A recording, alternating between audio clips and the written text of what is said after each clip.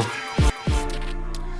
avez peut-être vu passer ça. Une nouvelle scientifique intéressante. Il y a des chercheurs qui tentent de percer un des grands mystères en reconstituant le profil génétique de ce qu'on considère comme peut-être un des hommes les plus talentueux, les plus intelligents de l'histoire de l'humanité, parce qu'il était à la fois artiste, inventeur, scientifique, Léonard de Vinci. Leonardo da Vinci, comme on dit, cet Italien.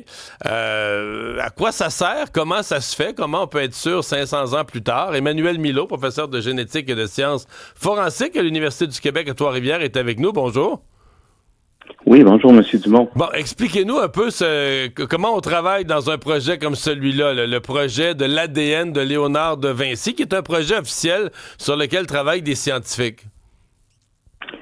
Ben, en fait, c'est-à-dire que c'est un projet où des chercheurs, un consortium de chercheurs ont décidé de tenter d'obtenir de l'ADN qui pourrait avoir été laissé par Léonard de Vinci ou des gens de sa famille il y a 600 ans sur différentes pièces, des œuvres d'art, des lettres, etc., etc., en se disant que on pourrait ainsi obtenir finalement des informations génétiques, son génome, son profil génétique, et donc pouvoir ensuite en tirer un certain nombre de conclusions.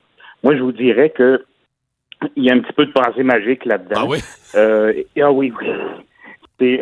On était un petit peu dans le cas où ça me rappelle un peu quand on se fait promettre qu'on va reconstituer telle espèce disparue. On a vu des nouvelles là récemment là-dessus et finalement, parfois c'est des pétards mouillés un petit peu comme on dit.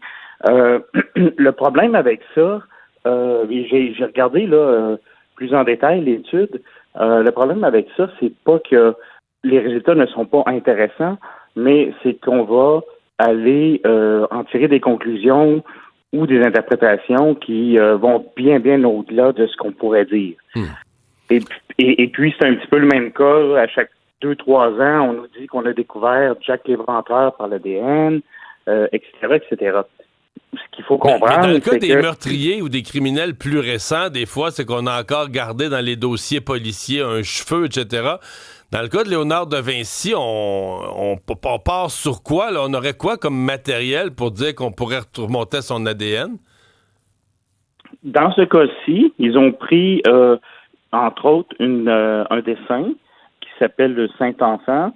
Et donc, ils ont fait des écouvillons. Ils ont pris des cotons-tiges et ils ont frotté à différents endroits, avec des méthodes là qu'ils ont un petit peu peaufinées. Et sont allés chercher donc des frottis sur la toile, sur le cadre, etc. Est-ce qu'il pourrait rester de l'ADN? Biologiquement, il pourrait rester de l'ADN 500 ans plus tard? C'est plausible?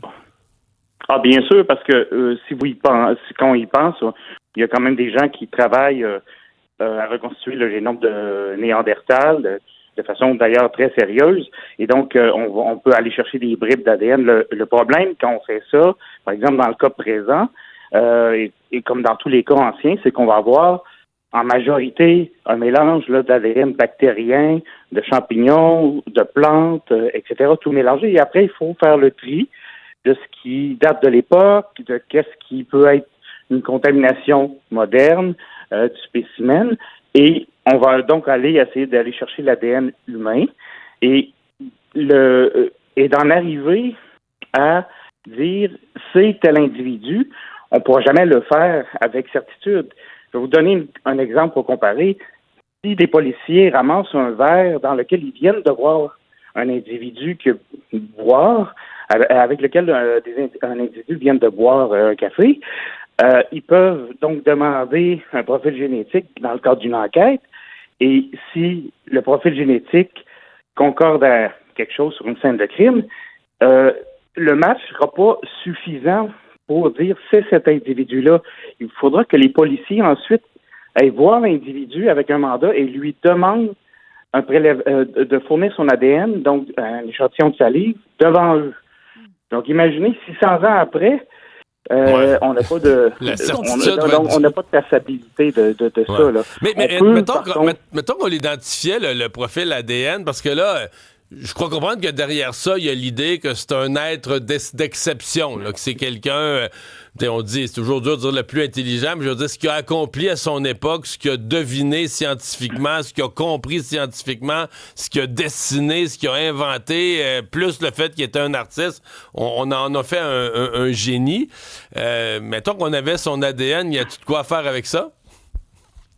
Oui, non, mais certainement. Si on avait de l'ADN qu'on était sûr, ce qu'on ne pourra jamais être, donc l'ADN de Léonard de Vinci, on pourrait aller regarder certaines choses et faire donc certaines prédictions sur son phénotype, sur peut-être même sa personnalité, mais ça ne resterait que des prédictions invérifiables, donc des hypothèses, certaines étant plus plausibles que d'autres.